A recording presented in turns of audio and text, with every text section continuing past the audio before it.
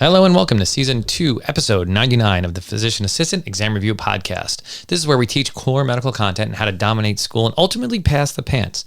Those are not the same, by the way. We're working a lot toward learning things like study skills and test-taking skills and how to be a better student, how to be more organized, how to get things done is really a major focus for PA school. As I'm sure you're finding out, if you're in school, things can tend to be a little overwhelming. And that's another place where we focus our attention both on the medical content and then on all the other things you need to both pass to pass and stay in school, and then, of course, to pass the PANCE. Now, before we jump into today's content, which will be Bacterial Diseases Part 2, if you find anything in today's show helpful, if you find the content something that you think is inspiring or puts you in a position to win or cover some material in a way that you think is a little different, a little interesting, a way that makes it help stick, then please share the show with somebody in your class. Please share the show with someone else you think it could help. That's really important for me. It's really important for them. And that's honestly the only way that I grow the show. The only way that people find out about this is through your word of mouth. I don't do any advertising. I don't do anything like that. It's solely through you telling people about the show. So I'd really appreciate it. And so would they if you'd go ahead and do that. All right, let's go ahead and get started.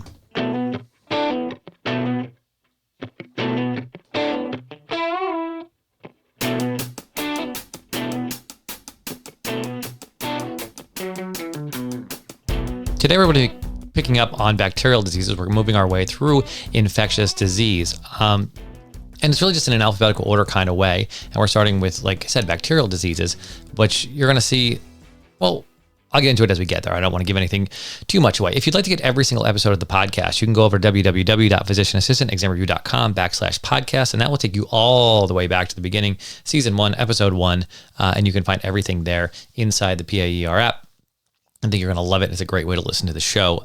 It's really, really something I'm very proud of and very thankful was created and that we've put to good use here. So with that being said, let's go ahead and jump into our priming questions. Describe Neisseria gonorrhea under the microscope. Describe Neisseria gonorrhea under the microscope. List one medication you can use to treat methicillin-resistant Staph aureus. List one medication you can use to treat methicillin-resistant Staph aureus. What's the name of the criteria used to diagnose rheumatic fever? What's the name of the criteria used to diagnose rheumatic fever? What medications do you use to treat a gonococcal infection? What medications do you use to treat a gonococcal infection? All right. So let's go ahead and get started. Gonococcal infections will be first today. They are caused by Neisseria gonorrhea, which is a gram-negative intracellular diplococci. Now, the reason why I point that out is because it's such an easy one to get right. It's such an easy one to see on your exams, on your test papers, on the reports back from the lab. Gram-negative intracellular diplococci, that should just jump off the page at you from throughout all of medicine on your PANCE all the time. It should just be something stored inside your brain, and you should know that really, really easily. Now, this bug infects the mucous membranes of the reproductive tract, including the cervix, uterus, and fallopian tubes in women and the urethra in women and in men.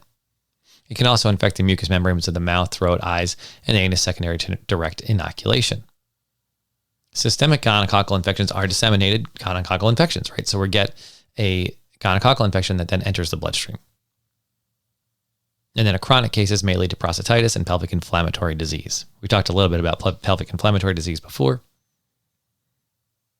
And part of the difficulty, I think, for students learning about medicine for the first time is understanding that over the years, diseases got names, got descriptions, and then we started to discover why they were caused. And what we found is that different bugs cause different diseases depending on where they're located, right? So one bacteria in one part of your body can cause one issue, but if it's in a different part of your body or in a different tissue, it'll cause a different issue.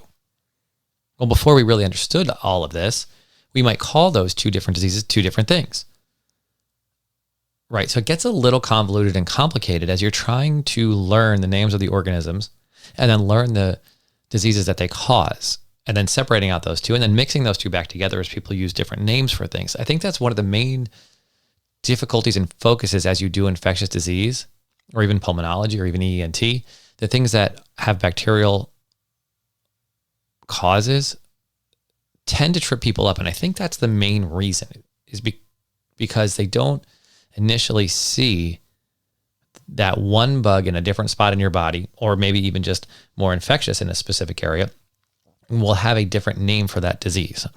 And I think you know that, but I think most of us need to do a little extra work, especially initially, to separate those things out in our head. To me, even on the blueprint here, it had gonococcal infections and it had gonorrhea. That seemed a little silly. If you're going to cover gonococcal infections, you're going to cover gonorrhea, right? That's basically what we're talking about here.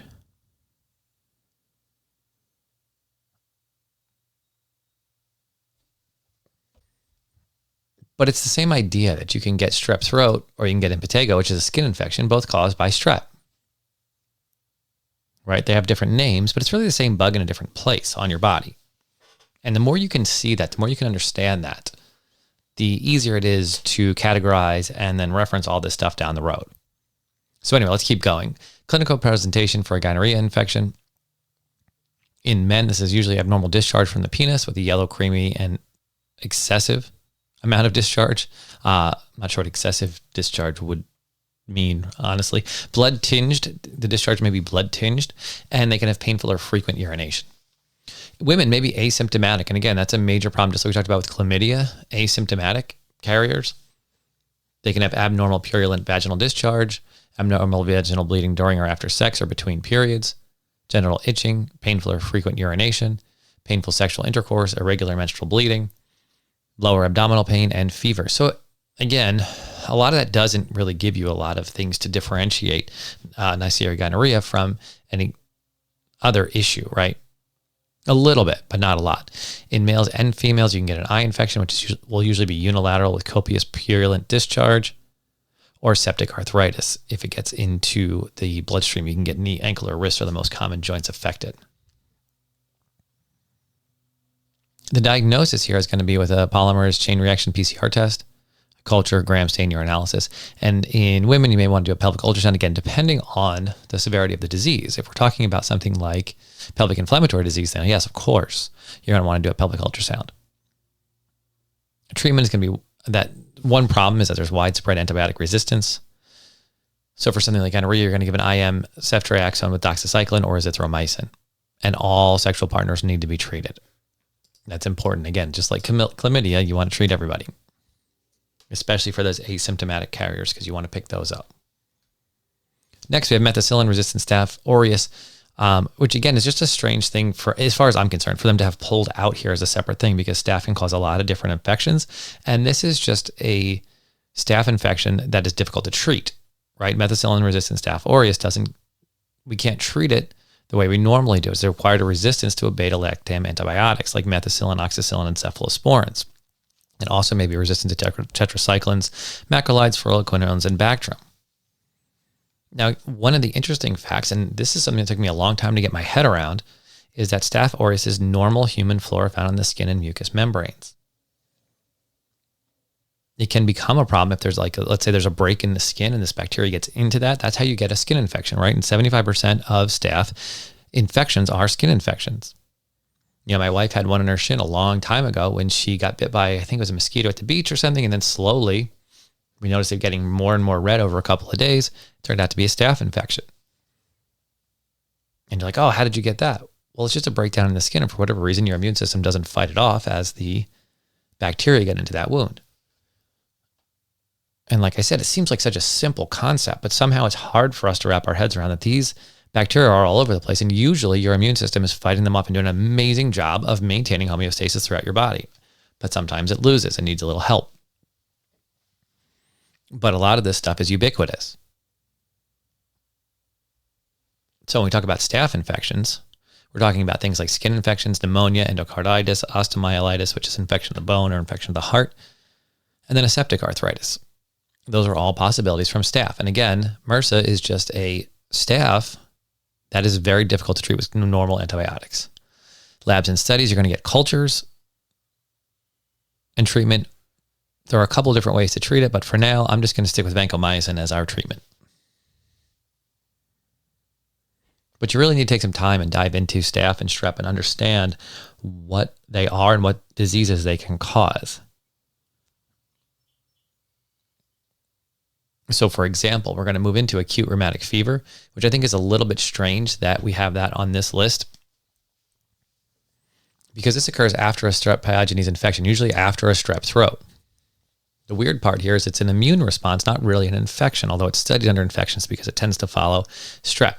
So there's a reaction within the immune system that makes sort of the immune system go a little haywire following a strep pyogenes infection, which is also, by the way, why we are sort of, I don't want to say aggressive, why we treat strep throats.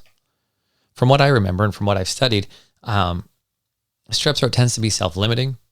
Giving antibiotics doesn't really affect the course of strep throat. What it does is it reduces the incidence of rheumatic fever. And scarlet fever. Those are the things we're actually trying to avoid, not really the strep throat per se. As you would imagine, this most commonly affects children ages 5 to 15. Symptoms begin about 1 to 5 weeks after the initial infection. And the important part here is this is the most common cause of cardiac issues in childhood. It can cause valve stenosis, valve regurgitation, heart muscle damage, atrial fib, and heart failure. Clinical presentation here is a fever. Actually, we're going to get a little bit deeper into the physical presentation. You'll see why in a little bit.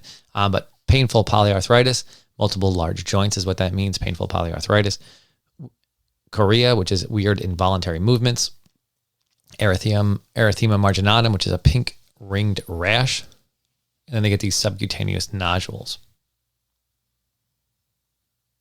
You can also come across a new or changing murmur, signs of heart failure or pericarditis. Labs and studies, you're going to want to do an anti-streptococcal antibody test, a C-reactive protein, ESR, chest X-ray, ECG, and an echo, because again, we're looking for heart issues with rheumatic fever. Now, here's the thing. That anti-strep antibody test can come up positive, and that's really just going to tell you that they've had a strep infection, right? But how we diagnose rheumatic fever is purely clinical.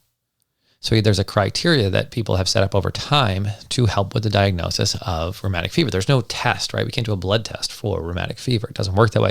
It's an immune response. So we'll get an elevated we'll get an elevated C-reactive protein, but those aren't going to be proof that it's rheumatic fever. So what we do is we look at the symptoms the patient is having.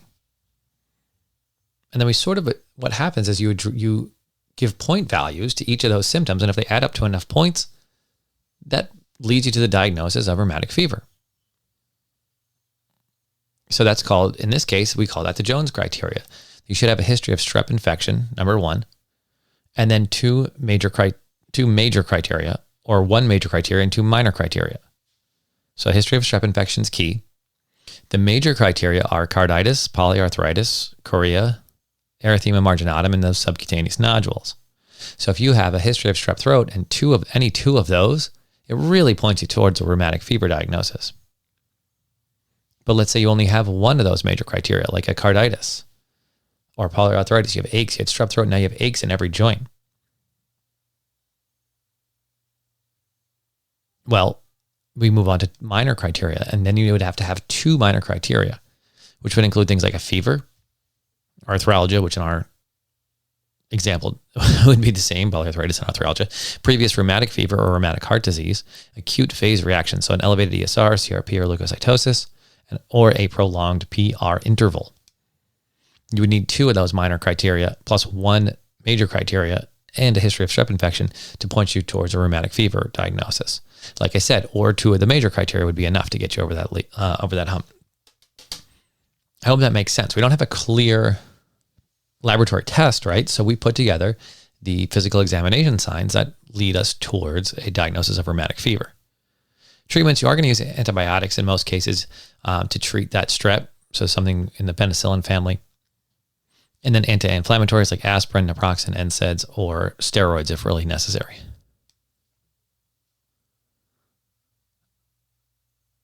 All right, that's going to wrap up our content for the week. I don't want to go any further down this road because we're going to do bacterial diseases again in the next episode. So I want to make sure that we have enough room to process what we have.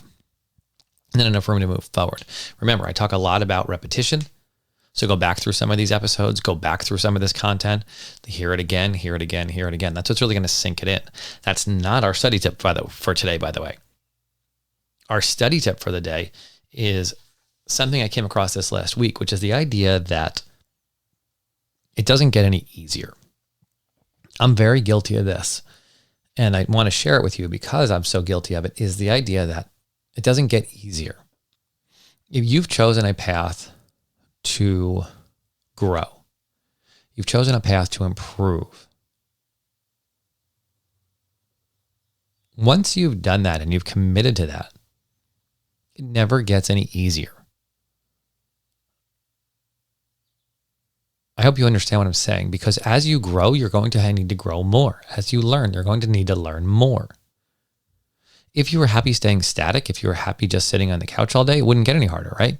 Eventually you'd figure out how to do it. You'd live right there. But who wants to do that? You're in the process of growing and improving and getting better, which means tomorrow is going to be hard. The day after that is going to be hard. The day after that is going to be hard. But that's what you've chosen. That's what you've decided to do here. It's not supposed to get easier. You're supposed to improve every day. The easiest example of that I can use is that I've been doing longer and longer runs, right? Well, every day it gets harder because that's the plan. It doesn't get easier. I don't want it to get easier. That's exactly the point. Some days that's frustrating, like super frustrating. I know some days you want to call it quits because you're dying and it's so hard and it never lets up. It's relentless. But that's kind of the point, right? That's what PA school is. That's what a life designed to grow and learn is. A life designed to get better is. It's going to be hard every day. And I hope you understand that. I hope you look at the people around you and understand that they are also struggling. It's also hard for them. It's not easier for you or easier for them. It's hard for everybody who's trying to get better every day. That's the way that this works. All right, let's jump in and answer our priming questions. Describe Neisseria gonorrhea under the microscope. I hope you saw that at the beginning. Again, this should just pop right into your head. Gram-negative intracellular diplococci. List one medication you can use to treat MRSA. There are more. I'm not going to go deep down the list. Right now, I'm just going to pick vancomycin. Name the criteria used to diagnose rheumatic fever. That was the Jones criteria. Remember this? Those symptoms used to diagnose rheumatic fever. A list of symptoms, right? If you only have one symptom, we're not going to think it's rheumatic fever. You need to have a conglomerate of symptoms.